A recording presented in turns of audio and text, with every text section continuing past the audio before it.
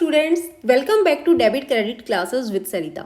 जैसा कि आप सभी जानते हो कि अभी हरियाणा सीईटी कॉमर्स सब्जेक्ट की हमारी पीवाईक्यू सीरीज चल रही है और आज पीवाईक्यू सीरीज का डे 11 है। 10 डेज की क्लासेस हम ऑलरेडी कवर कर चुके हैं। अगर आप चैनल पे नए हैं तो आप चैनल को सब्सक्राइब कर लें ताकि जो कमिंग वीडियोज़ हैं उनका अपडेट आपको टाइमली मिल सके। तो चलिए आज क्वेश्चन नंबर 147 से हम स्टार्ट करेंगे। 146 क्वेश्चन तक हम ऑलरेडी कवर कर चुके हैं। Which among the following statement is not true? इनमें से कौन सा स्टेटमेंट ऐसा है जो ट्रू नहीं है? फर्स्ट स्टेटमेंट दिया हुआ है, पीवी रेशो दिया है आपको, पीवी रेशो का फॉर्मूला। तो पीवी रेशो का फॉर्मूला होता है change in profit divide by change in sales. तो ये बिल्कुल सही है, आपका पीवी रेशो का फॉर्मूला राइट दिया हुआ है।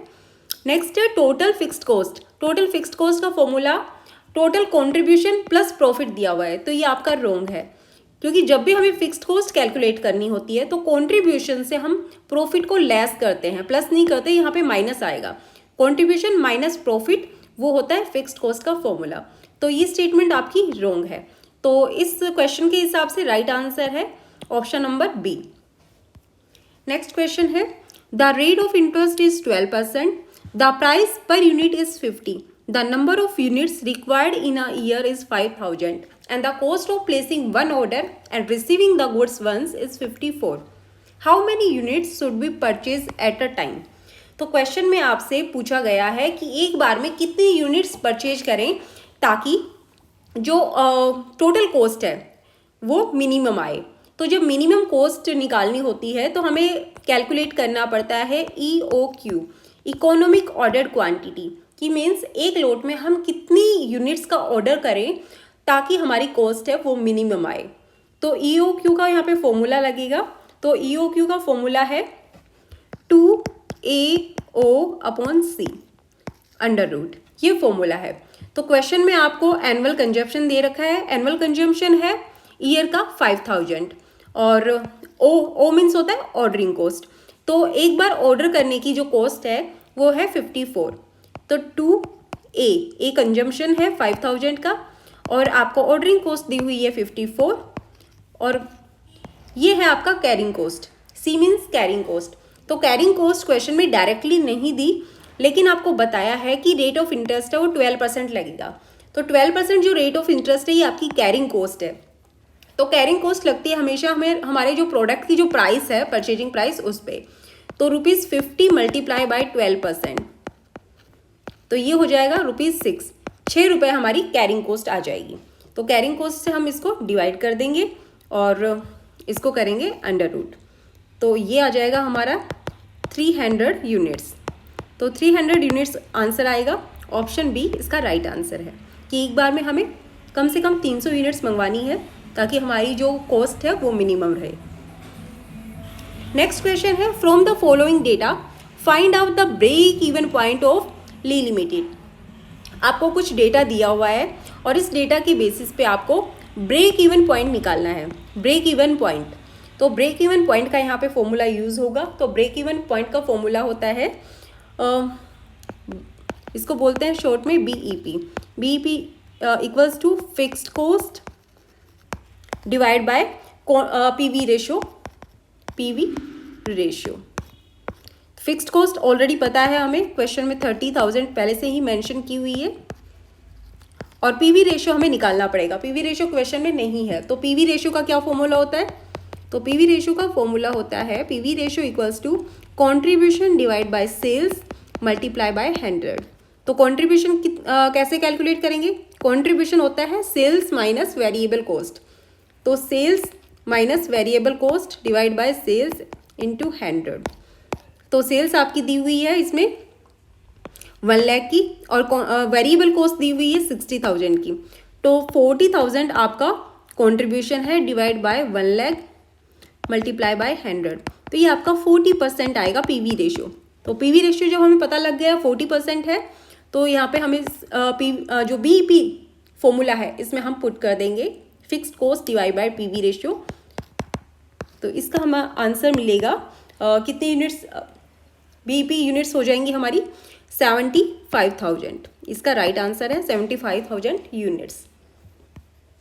नेक्स्ट क्वेश्चन आपका, calculate marginal safety if the company produces a single product which sells for ₹20 per unit.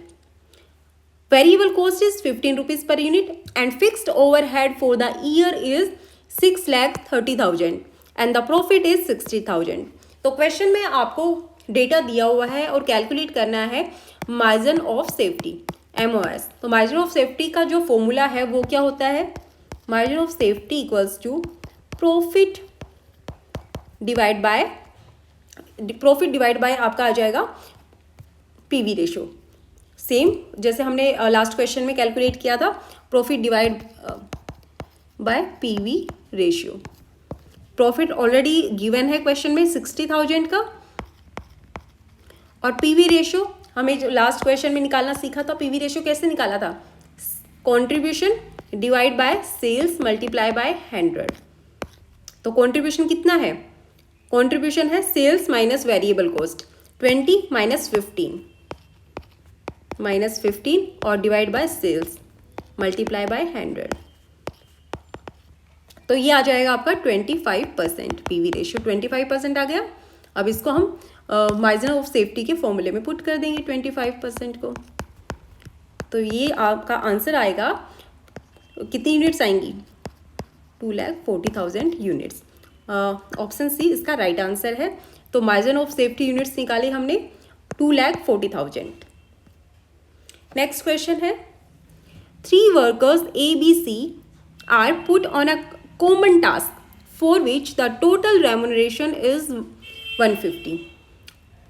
A worker for 40 hours, B worker for 60 hours and C works for 44 hours.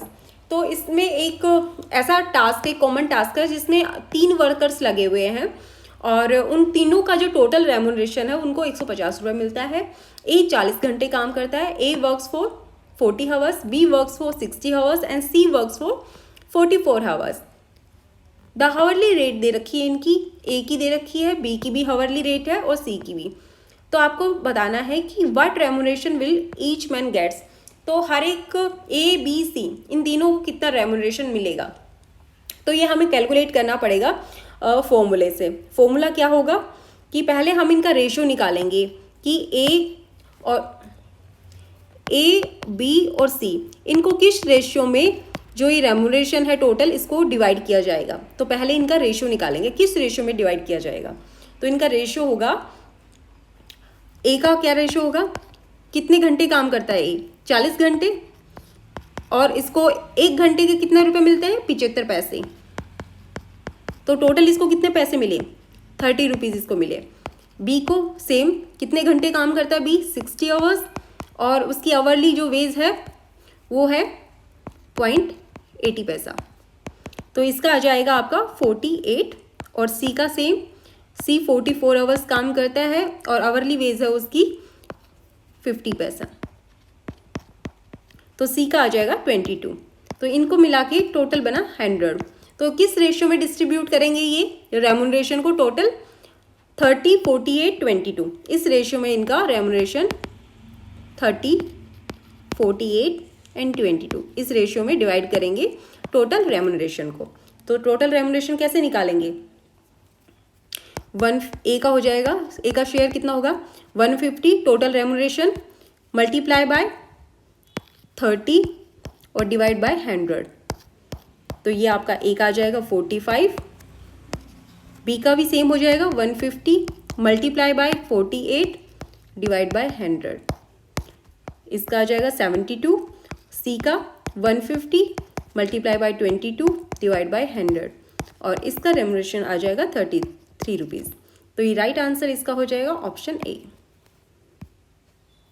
Next question है income which accrue outside India from a business controlled from India is taxable in case.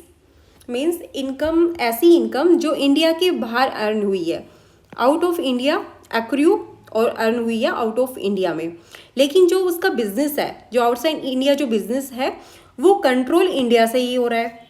ऐसा business जो outside India है लेकिन India से ही उसको control किया जा रहा है, तो किस केस में वो टैक्सेबल होगा. तो हमें बताना है कि ये जो इनकम है, ये इनकम रिसीव हो रही है जो आउटसाइड इंडिया से, ये इनमें से किस पर्सन के लिए टैक्सेबल होगी, रेजिडेंट के लिए होगी या नॉट ऑर्डिनरी के लिए, या बोथ ऑर्डिनरी रेजिडेंट या नॉट ऑर्डिनरी रेजिडेंट, किसके लिए टैक्सेबल होगी। सो इंडिया में जब भी जो भी टैक्स होता है वो डिपेंड करता है कि रेजिडेंशियल स्टेटस क्या है, जो भी एसएससी है। तो एसएससी का सबसे पहले हमें देखना पड़ेगा कि रेजिडेंशियल स्टेटस क्या है, और रेजिडेंशियल स्टेटस के बेसिस पे ही उसकी जो इनकम है उस पे टैक्स कैलकुलेट किया जाता है। तो सबसे पहले हम समझ लेते हैं कि इंडिया में 3 तरह के एसएससीज होते हैं। एक रेजिडेंट होता है, एक नॉट ऑर्डिनरी रेजिडेंट होता है, और एक होता है नॉन रेजिडेंट। ये 3 तरह का रेजिडेंशियल स्टेटस होता है। तो सबसे पहले जो रेजिडेंट एसएससी होता है, तो रेजिडेंट एसएससी के लिए कौन सी इनकम इंडिया में टैक्सेबल होती है। तो इंडिया में रेजिडेंट एसएससी के लिए वो इनकम टैक्सेबल होगी जो पूरे ग्लोबल में उसने अर्न की है। कहीं पे भी किसी भी कंट्री से उसने अगर जो इनकम अर्न की है वो रेजिडेंट एसएससी के लिए टैक्सेबल हो जाएगी। Next, not ordinary resident. तो नॉट ऑर्डिनरी जो रेजिडेंट होता है उसके लिए इंडिया की इनकम तो टैक्सेबल होती ही है, जो भी इंडिया में अर्न की है वो इनकम तो टैक्सेबल होगी, साथ में जो आउटसाइड इंडिया की भी इनकम है, ऐसी इनकम जो आउटसाइड इंडिया से अर्न हुई है और उसका जो बिजनेस और कंट्रोल है वो इंडिया से ही था, उस बिजनेस का कंट्रोल इंडिया से ही था, तो उस केस में नॉन ऑर्डिनरी रेजिडेंट की भी इनकम टैक्सेबल होगी। और नॉन रेजिडेंट के लिए केवल इंडिया में अर्न की हुई इनकम टैक्सेबल होगी। अगर इंडिया से बाहर कोई इनकम अर्न की है तो वो नॉन रेजिडेंट के लिए टैक्सेबल नहीं होगी, केवल इंडिया में अर्न की हुई टैक्सेबल होती है। सो इस क्वेश्चन का जो आंसर है वो है ऑप्शन बी, नहीं option C, both resident, ordinary resident and not ordinary resident, दोनों के लिए टैक्सेबल होगा। नेक्स्ट क्वेश्चन है, national income is viewed in terms of. जो इंडिया में जैसे जो भी इनकम्स होती हैं, जितने भी सारे जो भी इकोनॉमिक डेटा हैं इंडिया के, जैसे नेशनल इनकम है, नेशनल इनकम हो, चाहे जीडीपी हो या फिर कोई बजट हो, तो ये सारे फाइनेंशियल ईयर के बेसिस पे कैलकुलेट होते हैं। और हमारा फाइनेंशियल ईयर होता है अप्रैल टू मार्च, 1 अप्रैल से स्टार्ट होता है और 31 मार्च को एंड होता है फाइनेंशियल ईयर। तो नेशनल इनकम टैक्सेबल होती है इन टर्म्स ऑफ फाइनेंशियल ईयर के बेस पे। जो भी फाइनेंशियल ईयर होता है उसमें इनकम को अर्न किया जाता है, और जो असेसमेंट ईयर होता है उसमें जो फाइनेंशियल ईयर में इनकम अर्न की थी वो टैक्सेबल हो जाती है असेसमेंट ईयर में। तो इसका राइट आंसर है ऑप्शन बी। नेक्स्ट क्वेश्चन है, debit balance in cash book means जो कैश बुक में डेबिट बैलेंस का क्या मतलब होता है। कैश बुक में जो डेबिट साइड जो बैलेंस होता है, अगर वो डेबिट बैलेंस है उसमें, तो उसका क्या मतलब है।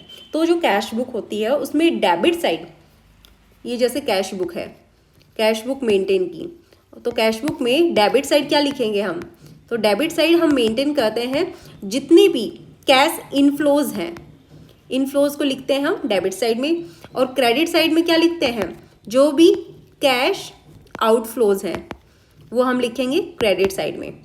तो क्वेश्चन में कहा है डेबिट साइड बैलेंस का क्या मतलब है। तो डेबिट साइड बैलेंस कब बोला जाता है, मान लेते हैं अगर debit balance inflows total 2 lakh रुपए के हुए हैं, लेकिन जो आउटफ्लोज हुए हैं वो हुए हैं 1,50,000 के, तो कौन सा बैलेंस ज़्यादा है, डेबिट साइड का या क्रेडिट साइड का। ऑफकोर्स डेबिट साइड का बैलेंस ज़्यादा है। तो डेबिट साइड का अगर बैलेंस ज़्यादा है टोटल, तो उसको हम बोलेंगे डेबिट बैलेंस, उसको डेबिट बैलेंस बोला जाता है कि डेबिट साइड का बैलेंस ज़्यादा है। और जब भी डेबिट साइड का बैलेंस ज़्यादा होगा इसका मतलब इनफ्लोज ज़्यादा है। जब इनफ्लोज ज़्यादा है मीन्स ये हमारा फेवरेबल बैलेंस है, ठीक है, फेवरेबल बैलेंस। तो इसका जो राइट आंसर है वो है option C. Last question, exemption under section 54 is available to. तो as per income tax act जो एग्जम्पशन है सेक्शन 54 की, वो कौन से एसएससी को अवेलेबल होती है, किस एसएससी के लिए सेक्शन 54 है। तो सेक्शन 54 के अंडर एग्जाम्शन उस एसएससी को मिलती है जो इंडिविजुअल है और साथ में एचयूएफ है। इंडिविजुअल और एचयूएफ दोनों एसएससीज को सेक्शन 54 की एग्जाम्शन मिलती है। तो सेक्शन 54 की एग्जाम्शन होती किसके लिए है, ये होती है कैपिटल गेन के लिए। वो कैपिटल गेन जो sale of residential house property से होता है। तो कैपिटल गेन किससे अराइज हुआ है, sale of residential house property. जो भी रेजिडेंशियल हाउस प्रॉपर्टी से जो भी सेल हुआ है और उस पर कैपिटल गेन हुआ है तो वो टैक्सेबल होता है और उसकी एग्जाम्पशन मिलती है सेक्शन 54 में। और इंडिविजुअल और एचयूएफ एसएससी उसके लिए एलिजिबल होते हैं। तो इसका राइट आंसर ऑप्शन सी है। चलिए आज के लिए इतना ही, अब मिलते हैं नेक्स्ट क्लास में नए क्वेश्चंस के साथ। और अगर आपको वीडियो पसंद आई है तो प्लीज़ अपने फ्रेंड्स के साथ ज़रूर शेयर करें और चैनल को जिसने अभी तक सब्सक्राइब नहीं किया है तो सब्सक्राइब करें और वीडियो को लाइक कर दें। Thank you.